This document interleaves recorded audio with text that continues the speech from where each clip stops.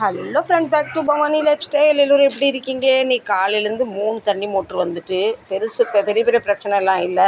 இது வந்து தண்ணி இழுக்க மாட்டேங்குன்னு சொல்கிறாங்க. இது வந்து ஓடிக்கிட்டு இருக்கும்போதே நிற்கணும்னு சொல்கிறாங்க. அதனால் அவரெல்லாம் கலட்டிக்கிட்டு இருக்காரு. பார்க்கலாம் என்னன்னு.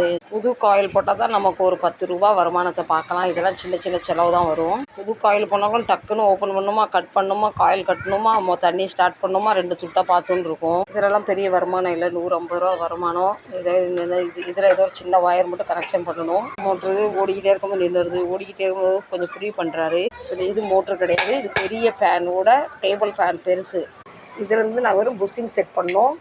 மற்றபடி எந்த பிரச்சனையும் இல்லை. காயில் பிரச்சனை இல்லை. இது வந்து ஓப்பனே ஆக மாட்டுக்கு. கொஞ்சம் ஆயில் க்ரீஸ் பண்ணி கொஞ்சம் ஃப்ரீ ஆகட்டும்னு வச்சுருக்கோம்.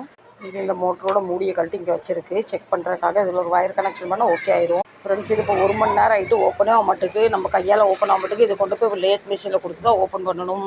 அவ்வளோதான். இப்போ நீங்கள் எப்படி இருக்கீங்க?